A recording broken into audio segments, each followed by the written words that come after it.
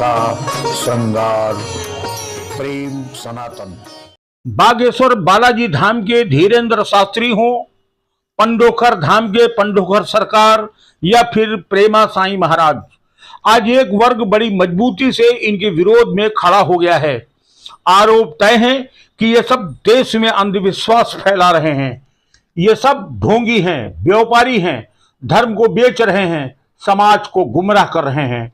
ठीक सारे आरोपों को सच मान लेता हूं, ये सब लूट रहे हैं, व्यापारी हैं, अंधविश्वास फैला रहे हैं।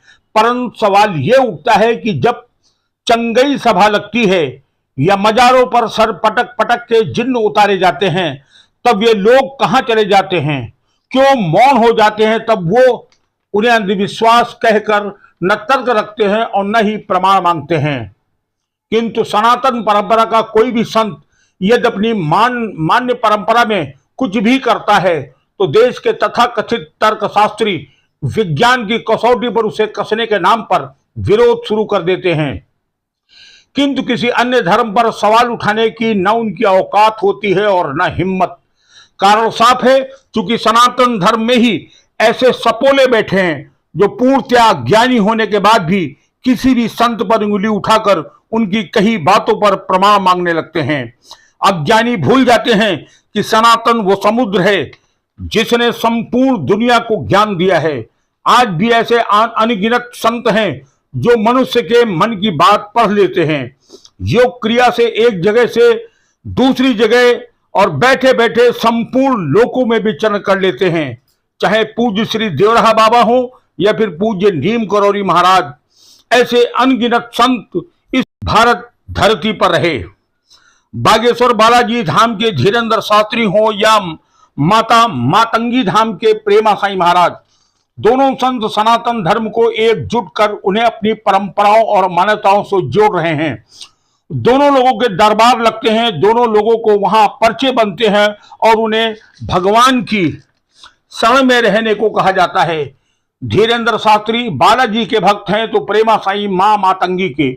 दोनों के दरबार में भीड़ उमड़ रही है। अब सवाल यह उठता है कि वो कौन लोग हैं जो अंधविश्वास फैलाने का आरोप लगाते हैं, प्रमाण और साक्ष्य मांगते हैं। कभी उन्हें उन धर्मों के कैंपों में जाकर भी आवाज उठानी चाहिए तो पलक झपकते चंगई या जिन्न उतारने का दावा करते हैं। अनादिकाल से सनातन पर हमले हुए, मंदिर तोड़े गए, गुरुकुल जलाए गए, धर्म ग्रंथों को जलाया गया, कहीं शिखा काट दी गई तो कहीं जनेऊ उतार दिए गए, कहीं तलवार के दम पर धर्म परिवर्तन करा दिया गया या फिर सर को धड़ से अलग कर दिया गया। किंतु आज बदलते परिवेश में जिस तरह संतों ने सनातन को मजबूत करने का संखनाद किया है, उससे उन अधर्मियों की नींद हराम हो गई है। वे छटपटा रहे हैं कि सनातन के इस उफान को, इसी वेग को कैसे रोका जाए। परंतु इस भूलोक पर एकमात्र सनातन ही ऐसा धर्म है जो कहता है कि यदा यदा ही धर्मस्य ग्लानिर्भवत भारतम अभ्युत्थानम अधर्मम तदात्मानं सृजाम्यहम् पवित्रायणाम साधूनाम। यानी जब जब धरती पर पाप बढ़ेगा मैं इस भूलोक पर आऊंगा। और ये कहा था गीता में भगवान श्री कृष्ण ने, जब पार्थ अर्जुन ने गांडी उठाने से मना कर दिया था। स्पष्ट है कि वो संधिकाल की वेला है जब पाप पर और अनाचार पर धर्म का प्रहार शुरू हो गया है।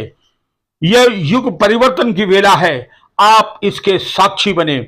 सनातन धर्म के संत परंपराओं का अनुसरण करें, जीवन में धर्म को आत्मसात करें, अपनी संस्कृति और संस्कार को थामे के रखें, अपने इष्ट और गुरु से जुड़े रहिए। ये विधर्मी बार बार रूप बदल बदल कर सनातन धर्म पर, सनातन संतों पर सवाल उठाएंगे, किंतु आपको अपने धर्म, अध्यात्म, मर्यादा, परंपरा, संस्कृति और संस्कार से जुड़े रहना है। क्योंकि हम सनातन हैं, हमारा ना आदि है ना अंत है। मैं तब भी था, मैं अब भी हूं और मैं आने वाले युगों युगों तक रहूंगा, क्योंकि मैं सनातन हूं।